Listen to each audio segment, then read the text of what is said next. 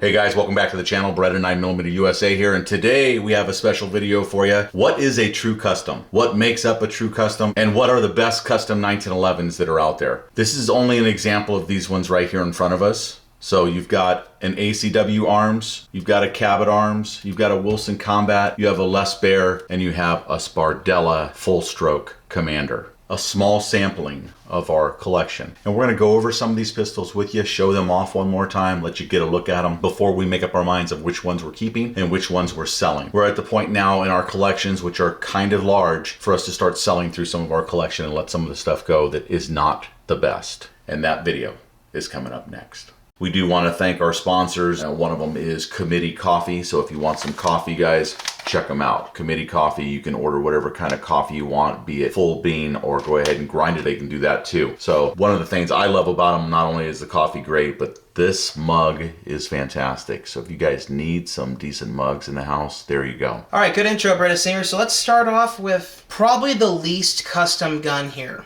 This one right here. The old Cabot Guns Gran Torino. Why is this gun not a custom gun? Well, it's machined to the 10th degree, and then after that, it is assembled. This is not a custom quality gun, and we will show you why.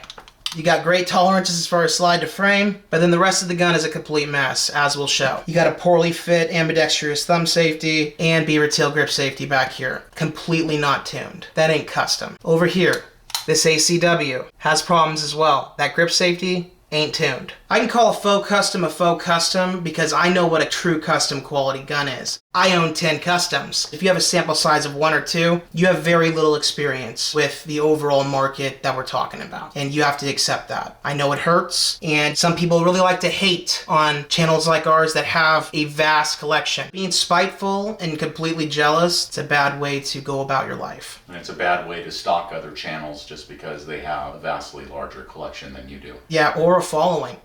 This is something we've kind of been keeping to ourselves for the last 2 or 3 months, guys. We have 20 to 30 people that are kind of stalking us and stalking our channel right now. And they're all from ACW Arms and Cabot Arms.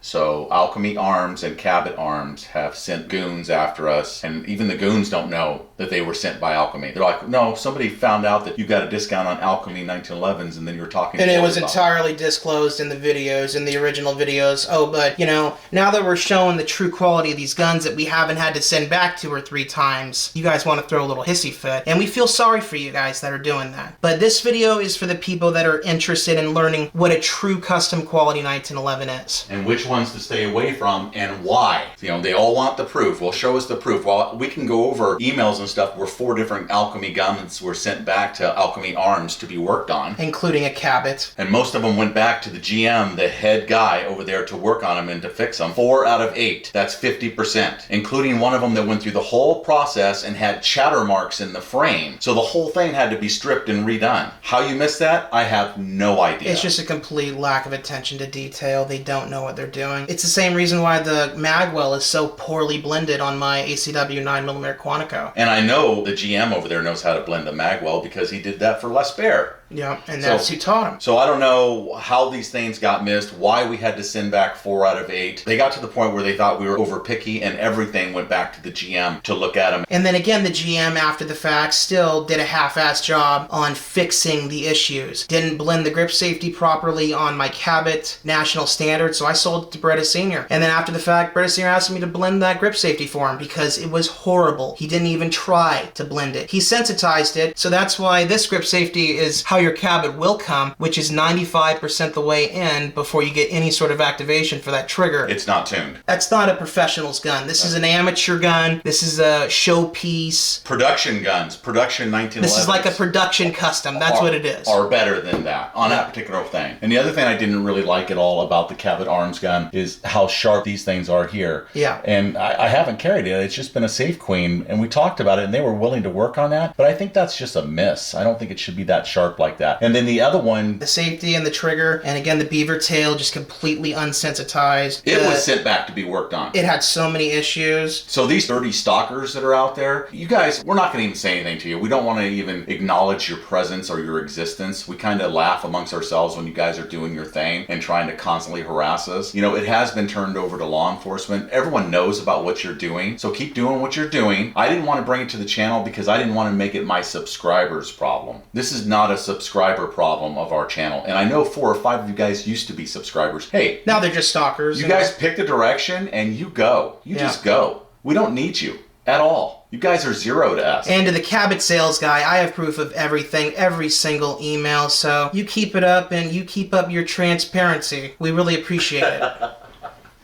The old sales guy over there at Cabot wants to say that he has proof. I have proof of everything. You have no idea. Okay, so guys, let's get back to the video. I'm sorry about addressing the 800-pound gorilla in the room, but we've been ignoring these guys for almost 3 months. These guys have been stalking us for 3 months. You know, we ignored it, let them say everything that they wanted to say, the hurtful little bitches that they are, get it out of their system and they'd leave us alone. That's not what happened. We've been continually to get threats and what they're gonna do to us, and it's not just the guys from ACW that are employed there and the guy that's employed by Cabot employees. Yeah, it's both of the sales guys at Cabot and ACW. So you've got employees that are involved. Obviously, you know, they were upset with us. Why?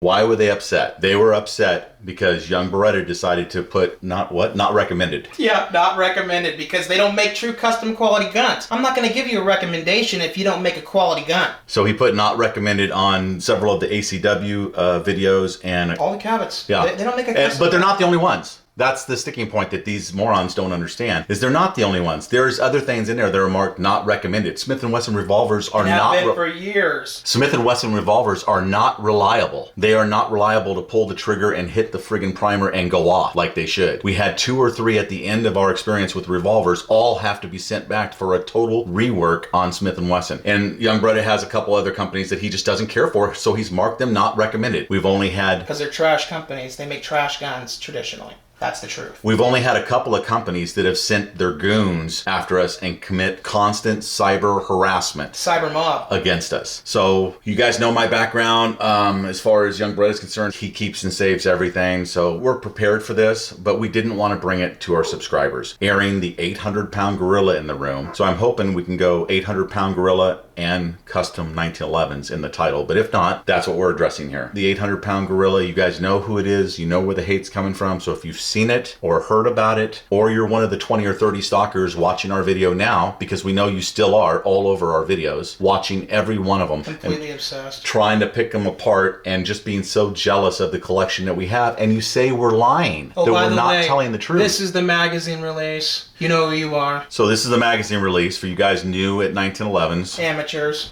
There's a magazine release right there, okay? So that releases the magazine. As far as the slide is concerned, this right here, bud, is a slide release. So you release the slide there, and then here's your safety, okay? And that's another custom 1911 that you will never own. But to me, this is a sell. And a lot of you guys are trying to buy my 1911s, or a couple of you have been trying to buy my 1911s. I'm not in the point of selling them yet, but most of them are going to start around $5,000 because that's what they go for nowadays. Show that novice fit beaver tail grip safety. That's how all the Cabots come. In our experience, which has been 2 or 3. Yeah, 3 now, young Beretta. Okay, let's go ahead and show this real quick. I'm only going to show it once. I've been talking about it in a couple other videos, so you know. This is how you test to see how finely tuned a grip safety is on a 1911. And if you've seen the last couple videos, I've been showing it every day. So, slight pressure on the star trigger there for Cabot arms, and then press in. 95% of the way in. That's where it stuck, right there. It's stuck right there. Now where's full? Now watch. That's completely pressed in. It is 90% or better. That is completely pressed in. 95%. Now watch. I kept it there to prove it's that way. I'm going to finish pulling the trigger. And I only need to show this once, if you know what you're doing. Because that's how terrible that gun is. There it is.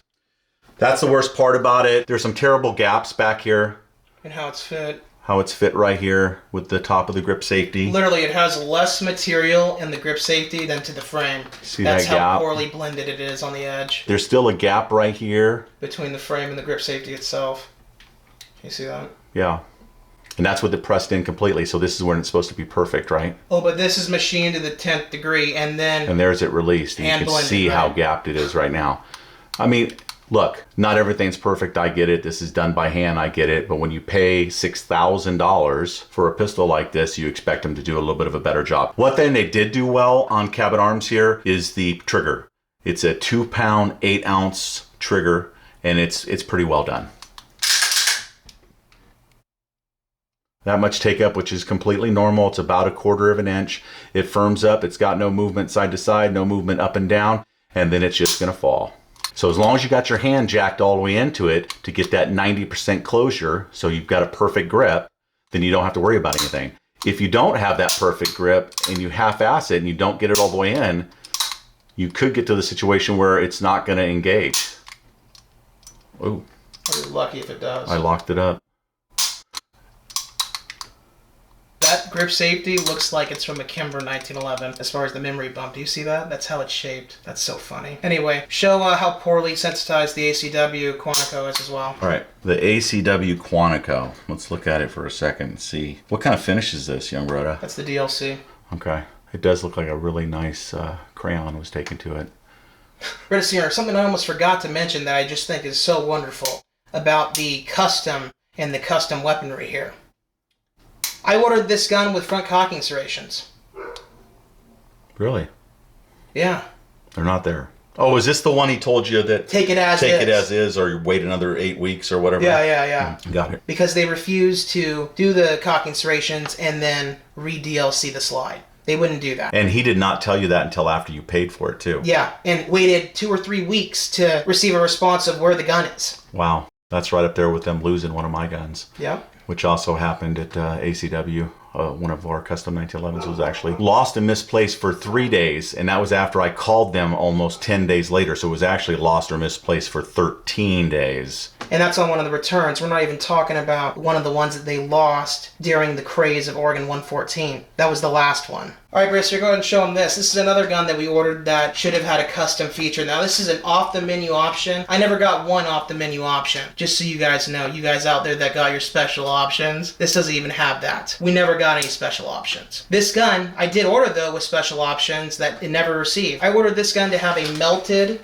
undercut of the trigger guard, and it's not melted at all. It's perfectly sharp. ACW does a terrible job at melting the edges of that undercut trigger guard, just so you know.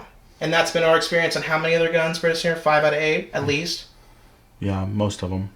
There you go. So, you order custom features, you may or may not get them. Does that represent what a custom 1911 maker should be? Okay, let's compare it to what we think is one of the absolute top, and that is your Wilson Combat, fully customed out right here. Everything I ordered on this custom 1911 is present. And you can just look at the pistol real quick and tell how loaded with features it is. This is a standard CQB model that we spec'd out basically to be an elite model plus as far as features. It's got an X-Tac one-piece mainspring housing magwell on it, and this is perfectly blended, unlike my ACW 9mm railgun. All the parts on the Wilson Combat are forged or bulletproof, just extremely high-quality pieces. Show them how sensitized that grip safety is. Okay, guys, let's look at that real quick. Here's the trigger movement, very small amount. Very small amount. Now look at this and how small this is to about 20 to 30%. I'm going to press it the rest of the way in so you know how much it'll move. Maybe even 20, dude. That's really well sensitized. It's really well sensitized. I'm going to release it all and start back over so you can see it one more time, because it is kind of hard to believe if you don't have one. That's a true custom quality gun. So that's a custom gun. Everything on it is just top of the line parts. Wilson Combat, excellent warranty department. They're friendly. They call you back. I went out of town. I had an issue with something I wanted worked on, or you had something that you wanted worked on, and they were working on it for you. They paid freight both ways. They called me 2 or 3 times on the phone to make sure they understood what they were looking at, to make sure that it was correct. That is true customer service at a custom shop. That is what everybody should expect. That's what they should be striving to do. Now go ahead and show them another true custom, which is a Les Baer custom. This is where the old GM at ACW learned how to work a custom gun. Beautiful, hard chrome, Blacked out trigger, blacked out hammer, blacked out slide stop, adjustable rear sight, lock grips.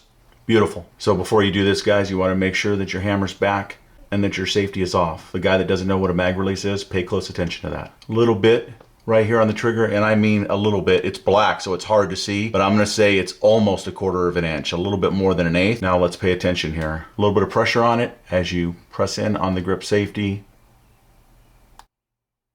Wow. What was that, like 15, 20%? I hope some of you guys out there are taking notes. Look how much more it moves. I mean, it broke in right away. Let's see if I did get enough of it on there to activate. That's a true custom quality gun. Wow. Very nice work, guys. Car National match barrel. Yep. Very nice Les Bear.